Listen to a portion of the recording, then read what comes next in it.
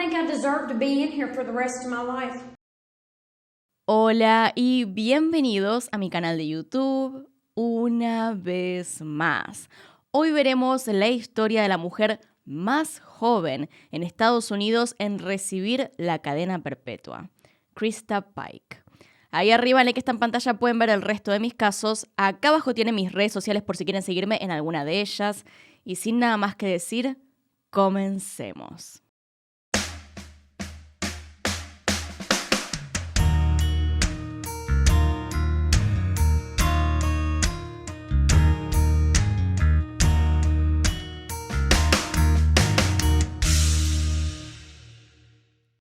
Como siempre aclaro en estos videos, antes de ver los crímenes se habla de la vida de quienes los cometieron, no a modo de justificarlos, sino de entender sus acciones. Y en esta historia, la vida de Krista es fundamental conocerla. Krista Gale Pike nació el 10 de marzo de 1976 en el estado de West Virginia, Estados Unidos. Los padres de Krista, Carissa Hansen y Glenn Pike, nunca estuvieron casados, por lo que en sus primeros 12 años de vida la niña creció junto a su abuela materna, quien sufría de alcoholismo. De hecho, la madre de Krista también tuvo problemas con el alcohol durante su embarazo, lo que produjo que su hija naciera con síndrome alcohólico fetal, que le trajo muchas complicaciones de salud en su niñez, como convulsiones. Sin embargo, los problemas de salud físicos no eran lo único de lo que la joven sufría. A lo largo de toda su vida, Krista sufrió de abusos psicológicos y sexuales por parte de su padre, sus múltiples padrastros, su abuela materna, el novio de esta misma y por vecinos y desconocidos. Los abusos comenzaron por parte del novio de su abuela desde que ella tenía apenas 2 años de edad. Y se estima que a sus 18 años Krista había sido violada 2 veces, además de ser abusada sexualmente por 7 familiares distintos y 3 desconocidos. Se dice que se estima porque, como bien imaginarán, muy pocos abusos fueron reportados ante la policía. De hecho, hay un registro acerca del abuso de parte de un vecino que vivía en el mismo parque de casas rodantes que su familia. Luego de esto, un psiquiatra le diagnosticó depresión, pero Krista no recibió el tratamiento adecuado ni el seguimiento que requería dado el maltrato que sufría constantemente. Este seguimiento debía hacerse luego de que se suspendiera la medicación psiquiátrica que le habían recetado. Sin embargo, no pareció importarle a nadie y Krista siguió con su vida de esta forma. A pesar de estos abusos, Krista tenía una estrecha relación con su abuela. Y es por eso que tras su muerte, en 1988, Krista, de tan solo 12 años, intentó quitarse la vida con una sobredosis de paracetamol. Tras ser salvada, se la diagnosticó con depresión, aunque nunca fue tratada de ninguna manera. De hecho, finalmente cuando fue llevada a prisión se pudo comprobar que Krista, además de depresión, sufría de trastorno bipolar y estrés postraumático desde muy joven, producto de los abusos diarios que vivió toda su vida.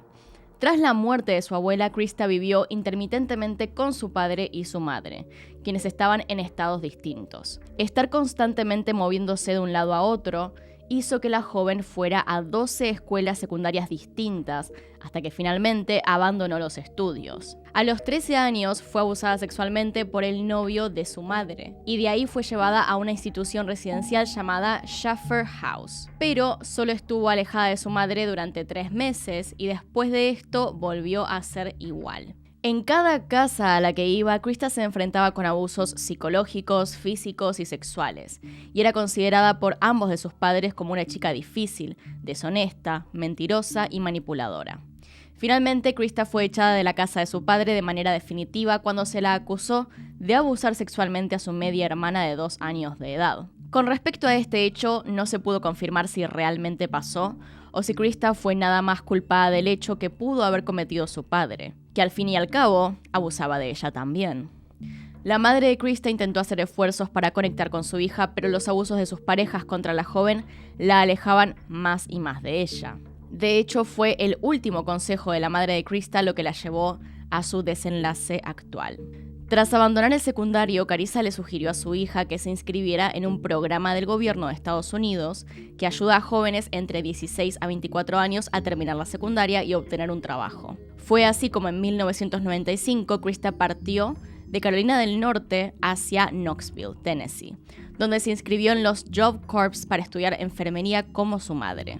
Sin embargo, los Job Corps no eran lo que prometían.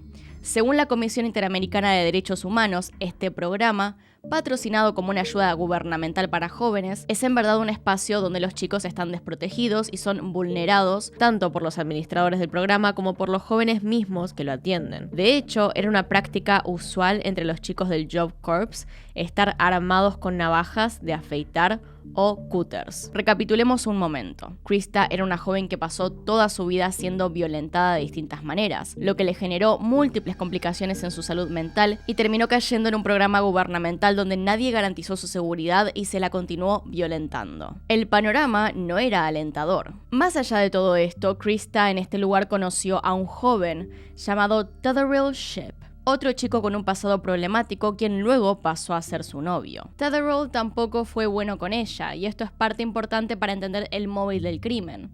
Él abusó física y emocionalmente de Krista, le prohibió hablar con otros chicos y le exigió que estuviera todo el tiempo junto a él.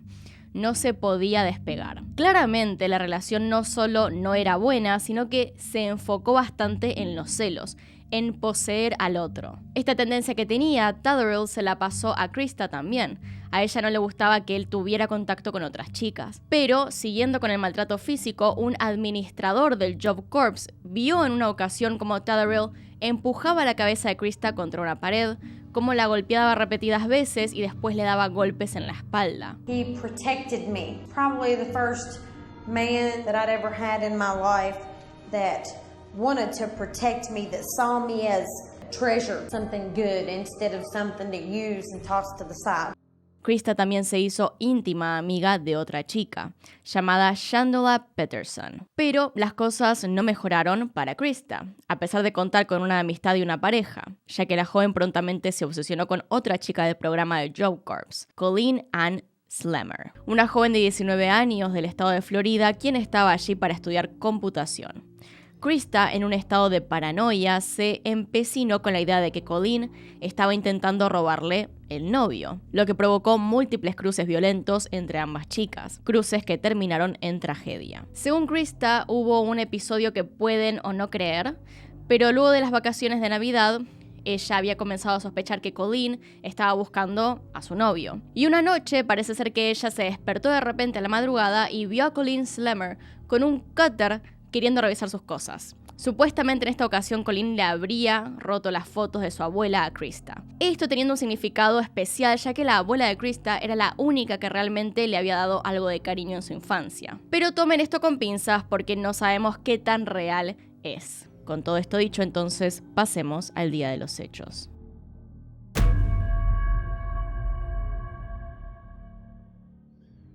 La noche del jueves 12 de enero de 1995, Krista, Shandola y Tetherell invitaron a Colleen a fumar marihuana al molino abandonado en el bosque cercano a la Universidad de Tennessee, con la excusa de hacer las paces. Los cuatro partieron a eso de las 8 de la noche hacia el molino, y otra compañera de los Job Corps, llamada Kimberly Iloilo, fue la última persona que los vio irse. Otro dato importante es que ese mismo día, a la mañana, Krista le había comentado a Kim que se despertó con ganas de matar. Sin embargo, Kim no le dio mucha atención a ese comentario ni a lo que vio esa noche hasta que se descubrió horas más tarde lo que había ocurrido. Una vez que estuvieron lo suficientemente alejados, Krista enfrentó a Colleen y la acusó de intentar acostarse con su novio. Lo que siguió a eso fue una pelea de al menos 40 minutos donde Krista, Shandola y Tetherell desvistieron del torso para arriba y torturaron a Colleen, pateándole la cara, cortándola con un cúter en el rostro, el cuello y el torso y golpeándola. Tetherell talló un pentagrama en el pecho y la frente de la joven con un cúter, y Krista la apuñaló con un pequeño cuchillo de carnicero. Según declaraciones más tarde en el juicio, Colleen imploró por su vida. Dijo que si la dejaban irse regresaría a Florida y nunca volvería a los Job Corps. A pesar de esto, ellos continuaron la tortura hasta que se aburrieron. Iban a dejar a Colleen tirada en el bosque, pero a último minuto, Krista decidió arremeter contra ella una vez más. Tomó un cascote del molino abandonado y comenzó a golpear la cabeza de Colleen hasta desfigurarle el rostro. Una vez que terminó con el acto, Krista continuó golpeando la cabeza de Colleen hasta que partió su cráneo, y se llevó un fragmento de este como trofeo de su hazaña. Al regresar a los Job Corps, Krista alardeó con todos de su crimen. Habló del suceso con detalles a sus amigos más cercanos e incluso les mostraba el fragmento de cráneo, el cual siempre llevaba en su bolsillo. 12 horas más tarde de su muerte, un empleado de la Universidad de Tennessee encontró el cuerpo sin vida de Colleen, el cual estaba tan golpeado y desfigurado que creyó en un principio que se trataba de un animal. De hecho, no se pudo identificar que el cuerpo se trataba de Colleen hasta que la policía llegó a los Job Corps y Krista tuvo que prestar su declaración ante ellos. La joven contó la verdad a medias. Declaró ante la policía que ambas tenían varios desencuentros debido a su novio. Pero respecto a aquella noche, la joven dijo que estaban yendo a un Blockbuster cuando Colleen le avisó que tenía marihuana que quería fumar en el molino del bosque. Krista dijo que una vez allí las chicas pelearon otra vez, pelea que fue de lo verbal a lo físico. Krista admitió haber agredido a Colleen junto con la ayuda de su novio, aunque dijo que su intención jamás había sido matarla, sino que todo se le había ido de las manos. Krista también declaró que todavía tenía la ropa llena de sangre de aquella noche, y el fragmento de cráneo de la joven, además de admitir dónde había tirado los documentos y pertenencias que tenía Colleen consigo esa noche, y les dio permiso para registrar su habitación y hallar toda la evidencia. Fue así como Krista, su amiga y su novio cayeron en manos de la justicia y un año más tarde, el 22 de marzo de 1996, comenzó su juicio. En él, el detalle acerca de la muerte de Colleen fue aún mayor. Siguió el relato de la siguiente manera. Krista y la otra persona, como lo definió en aquel momento refiriéndose a su novio, sostuvieron a Colleen hasta que dejó de forcejear. Y después la arrastraron hacia otra área, donde Krista cortó el estómago de Colleen con el cúter. Mientras Colleen gritaba, Krista contó cómo comenzó a escuchar voces que le decían que tenía que hacer algo para evitar que Colleen la delatara y la enviara a prisión por intento de asesinato. En ese punto, Krista dijo que simplemente se quedó mirando a Colleen cómo se desangraba. Cuando de repente Colleen se dio vuelta y se puso de pie, tratando de huir de nuevo, Krista le cortó la espalda y le dejó de hecho un gran corte alrededor de toda la espalda. Krista dijo que Colleen intentó repetidamente levantarse y correr. También contó que Colleen intentaba negociar por su vida. Le pedía por favor que hablara con ella y le decía que si la dejaba ir, simplemente caminaría de regreso a su casa en Florida sin volver a Job Corps por sus pertenencias. Es en ese punto que Krista le dice que se callara, porque era más difícil lastimar a alguien cuando te está hablando. Entonces, dentro de todas estas explicaciones que intentaba hacer Colleen, dentro de esta piedad que pedía, los gritos, el intentar hablarle, Krista le pegaba. Le pegaba cada vez que intentaba pronunciar alguna palabra. Si seguía hablando, le pateaba la cara. En el momento en el que Colleen le preguntó por fin qué es lo que le iba a hacer, Krista creyó escuchar un ruido, así que se fue a ver en el área qué estaba pasando, si había alguien. Dio unas vueltas por alrededor y cuando se aseguró de que no había nadie más, comenzó a cortarle el cuello a Colleen. Cuando Colleen continuó hablando y rogando por su vida mientras esto estaba pasando, directamente ella le cortó la garganta varias veces más. Aún así, Colleen siguió intentando hablar y trató de sentarse a pesar de que le habían cortado la garganta ya varias veces. Y peleaba aún con esos cortes y aparte teniendo en cuenta que Krista y su novio la empujaban al piso cada vez que intentaba pararse. Fue recién cuando Colleen trató de huir otra vez que Krista la golpeó con una piedra en la parte de atrás de la cabeza. Pero ella no fue la única. El novio de Krista también la golpeó en la cabeza con una piedra. Y una vez que ella cayó al suelo, una vez que ya no pudo volver a levantarse, Krista siguió golpeándola. Eventualmente, Krista dijo que podía escuchar a Colleen inhalando y exhalando sangre. Y podía verla sacudirse. Así que simplemente siguió golpeándola y golpeándola. Krista entonces le preguntó, finalmente, en los últimos momentos de conciencia de esta chica, si sabía quién le estaba haciendo esto. La única respuesta de Colleen fueron simplemente gruñidos. No podía ya hablar. Entonces Krista y su novio la agarraron de los pies y la arrastraron a un área cerca de los árboles, dejando su cuerpo sobre una pila de tierra y escombros. Dejaron su ropa también en los arbustos de alrededor. Todo esto, según Krista, habría durado entre 30 minutos y 1 hora. No solo le habían sacado la ropa para que no huyera, sino que también Krista dijo que se sacó un accesorio, un pedazo de tela de la cabeza, para atárselo alrededor de la boca a Colleen para que no siguiera hablando. En el juicio también admitió que ella no había sido la persona que le dibujó el pentagrama en el cuerpo a Colleen. Sin embargo, el jurado no tuvo en cuenta nada respecto sobre el pasado de abuso que vivió Krista, que claramente no justifica el crimen, pero explica su comportamiento y salud mental, y dejaba en claro que era una joven que necesitaba de mucha ayuda. El abogado de Krista, en vez de llamar a un psiquiatra a testificar, llamó a los padres de la joven, quienes en su declaración menospreciaron a su hija, evadiendo completamente el hablar sobre el abuso al cual la sometieron, y negando cualquier hecho que los inculpara de haber criado en un mal ambiente a Krista. De hecho, el único médico que testificó respecto a Krista fue el neurólogo Jonathan Henry Pincus, quien dijo que la joven ya había nacido con la capacidad desarrollada para asesinar, debido a que los lóbulos frontales de su cerebro no estaban alineados apropiadamente. Finalmente, el 30 de marzo de 1996, Krista se convirtió en la mujer más joven en Estados Unidos en ser sentenciada a la pena de muerte con apenas 19 años. Por otra parte, el novio de Krista, al ser menor de edad en el momento del crimen, no pudo ser condenado a la sentencia de muerte, pero recibió una pena perpetua que está cumpliendo desde entonces. Y la amiga de Krista, al contribuir con la investigación, aportando declaraciones, recibió la libertad condicional. Krista se encuentra presa desde entonces, apelando múltiples veces a su libertad. Luego de ser llevada a prisión, se descubrió su pasado y se le diagnosticó oficialmente con depresión, trastorno bipolar y estrés postraumático. Desde entonces existe en internet una campaña a favor de Krista llamada Piedad para Krista, donde se reclama que la condena de muerte es injusta en su caso y que debería haber recibido una condena perpetua a cambio. En la página web hay una frase textual de Krista donde expresa lo siguiente: tuve más que mi parte justa de trauma al crecer y me di cuenta de que muchos otros que también han sufrido traumas como el mío no cometieron crímenes violentos. No uso esto como excusa para lo que hice. No hay excusa para lo que hice. Asumo toda la responsabilidad por mis acciones y lamento todo lo que sucedió esa noche. Si pudiera cambiarlo todo, lo haría. Y no solo para sacarme de la cárcel. Sé que eso es lo que mucha gente asume. Ya he pasado toda una vida aquí y no tengo expectativas de salir próximamente.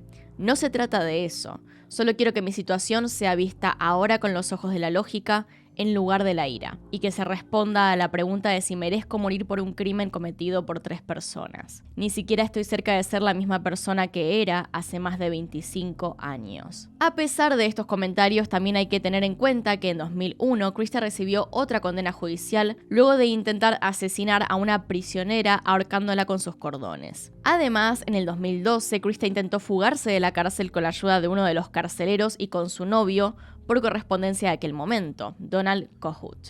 Los 3 habían ideado un plan para hacer copias de la llave de su celda para que Krista se escapara, pero el plan se terminó filtrando y ambos hombres fueron arrestados. Por el crimen se condenó solamente a Kohut a 7 años de prisión, mientras que el carcelero fue liberado por colaborar con el caso. La historia de Krista ha inspirado varias series de televisión como Mujeres que matan y Parejas asesinas, y todavía a día de hoy se debate si verdaderamente su juicio fue justo con ella, lo que retrasa cada día más el cumplimiento de su sentencia. Es por esto que Krista sigue estando en el corredor de la muerte. En el 2020 se hizo una solicitud para intentar apelar el caso de Krista, diciendo que hubo violación de sus derechos y que el juicio no había sido llevado a cabo como se debía. En esta solicitud se habla acerca de varias partes del proceso que la llevó a estar encerrada sola en el corredor de la muerte por varios años. La solicitud indica que los 2 abogados de Krista designados por el Estado en aquel momento no tenían experiencia y no estaban preparados para defenderla. Uno nunca había representado a nadie que estuviera acusado de un delito capital,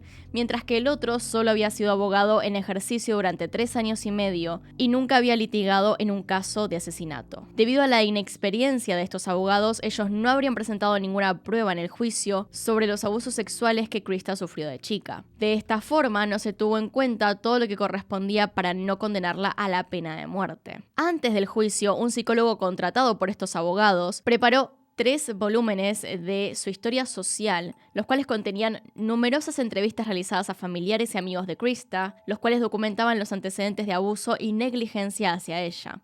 Sin embargo, ninguna parte de esta información llegó a ser presentada en el juicio y solo se convocó a 3 testigos, los que les dije antes, la tía materna de Krista, la madre y el padre, quienes no eran los mejores testigos para sacarla de la pena de muerte. La solicitud afirma que toda la etapa de sanción del caso duró apenas un día. De hecho, en un momento el Estado le dio la posibilidad de un acuerdo en el que le darían cadena perpetua en lugar de la pena de muerte. Pero su abogado no le habría dicho sobre esto, decidiendo por su cuenta rechazar la oferta y seguir con el juicio. Parece ser que este abogado pensaba que ganaría el juicio fácil, sin todas las pruebas que ya mencionamos acerca del pasado de Krista. Este mismo abogado resulta que se encontraba enfrentando acusaciones de mala conducta ética por fraude contra el Fondo de Defensa de Indigentes por sobrefacturación, en el momento en el que estaba defendiendo el caso de Krista. El tema con los derechos humanos en este caso es que para el 2020, cuando ya se cumplían 23 años de estar encarcelada, Krista vivía aislada del resto. El Departamento de Correcciones de Tennessee había promulgado una política de segregación en la que se aislaba a los condenados a muerte. Entonces Krista pasaba de 22 a 23 horas encerrada en su habitación, la cual es bastante chica. Tiene una ventana también pequeña en la puerta por la que pasa la luz de manera constante y una solapa para pasar la comida a través de ella. Se le permitía también salir de su celda 3 veces por semana para ducharse y 5 veces por semana para participar de lo que sería una hora de recreación. Le hace recreación como ser escoltada por guardias, encadenada y esposada hasta una jaula. Lo describieron como una especie de perrera humana, no más grande que su celda, en las afueras de la prisión. Una vez que está en esa jaula, le quitan las esposas y cadenas y cierran la puerta con llave para que pase una hora a lo que sería el aire libre caminando. Y esta sería la única hora que ella tiene para hablar con los reclusos que estuvieran cerca en otras jaulas. I'm only out of my room 1 hour a day, and that's just in another cage, it's like a dog cage. So I'm either in a box or in a kennel, and that's pretty much it. I guess it's like bullies. They're gonna bully you till they realize they can't bully you, till you're gonna stand up to them and back them down. Todo esto para decir que la experiencia le ha dejado aún más secuelas, que le ha arruinado los sentidos y le ha causado traumas relacionados al encierro permanente. En especial se habla de la falta de contacto humano, el hecho de que solo está rodeada de guardias o médicos. Se adjuntó también una descripción sobre su cambio de comportamiento. Dice: la señora Pike ha perdido toda capacidad de concentrarse o enfocarse. Tiene cambios de humor rápidos y explosivos y muestra una inestabilidad emocional constante. Su vida está marcada por ciclos de agitación hipomaníaca, en los que camina sin cesar por su celda, golpea la puerta o convulsiona y tensa todo el cuerpo. Esas fases maníacas de insomnio se alternan con periodos de depresión caracterizados por desesperanza, impotencia, llanto y pensamientos suicidas. Se habló también de discriminación por ser mujer, ya que los hombres en el corredor de la muerte los mantuvieron encerrados juntos. Aunque en este apartado tengo que decir que ya en la cárcel intentó matar a una compañera. Así que, de todas formas, ella sería peligrosa como para estar con otras personas. Digamos que es impredecible, que por ahí parece que tiene buen comportamiento, la dejan con otra persona y la intenta matar. Por otro lado, también está su falta de remordimiento. Esto se puede notar en una carta que le escribió a su novio poco después de que el jurado la condenara. La carta se presentó en la audiencia de sentencia sobre su condena por conspiración para cometer un asesinato en primer grado, y es parte del registro de esa apelación. En esta carta, ella se queja a su novio de la siguiente forma: ¿ves lo que recibo por tratar de ser amable con esa perra? Seguí y le rompí la cabeza para que muriera rápidamente en lugar de dejarla sangrar hasta morir y sufrir más. Y me joden. ¿No es una mierda? Como sea, todas estas cosas solo hacen que se postergue la condena más y más. Las condiciones de Krista no cambiaron y si así fuera, es posible que causara un revuelo. Claro que hay quienes opinan que Krista debe morir y que debió morir hace años por el crimen atroz que cometió. Y hay quienes piensan en una reforma. Se piensa en la terrible vida que siempre tuvo y que siguió teniendo. También se compararon las condenas que se le dio a los distintos partícipes del caso. Porque mientras que Krista Pike tenía un claro ensañamiento con Colleen, ella no fue la única que planeó y llevó a cabo el crimen. Su propio novio ayudó muchísimo. Sostuvo a la joven, le hizo el pentagrama, instó a que Krista la matara y también la golpeó en la cabeza con una roca. Sin embargo, por ser menor de edad, unos meses menor que Krista, no se lo condenó de la misma forma. En resumen, con respecto al último pedido de parte de la Comisión Interamericana de Derechos Humanos, consideró que el caso de Krista Pike tiene los requisitos de gravedad, urgencia e irreparabilidad contenidos en el artículo 25 de su reglamento, y le solicitó al Estado dos cosas. Uno, que se adopten las medidas necesarias para proteger los derechos a la vida y a la integridad personal de Krista.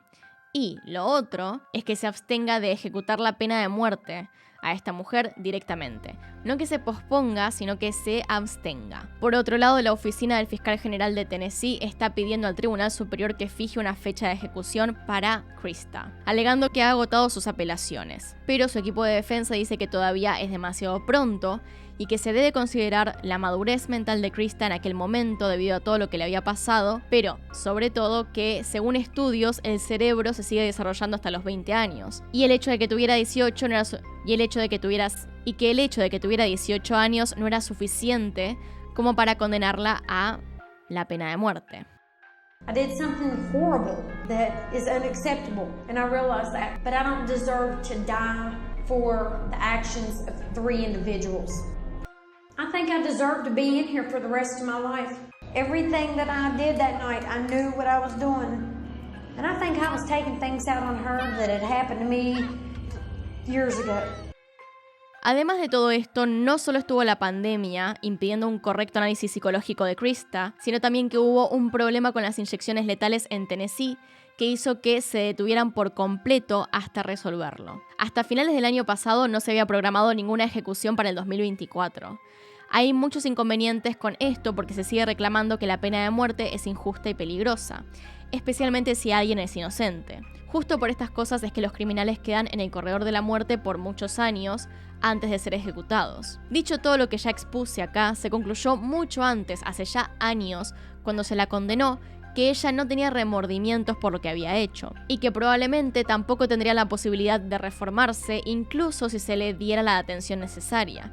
Igualmente, esto último está basado en el testimonio de los familiares directos de Krista y su desdén hacia ella.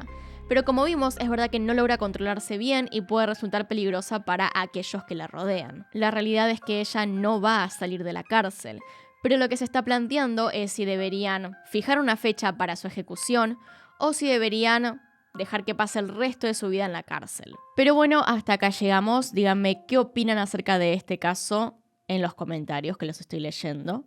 Acá tienen los Patreons y los miembros del canal. Gracias por apoyarme a través de esos medios. Y sin nada más que decir, acá tienen un video nuevo, acá tienen un video recomendado. Se pueden suscribir haciendo clic en mi cara.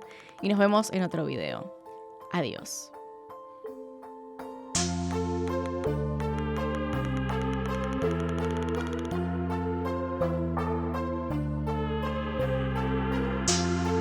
Thank you.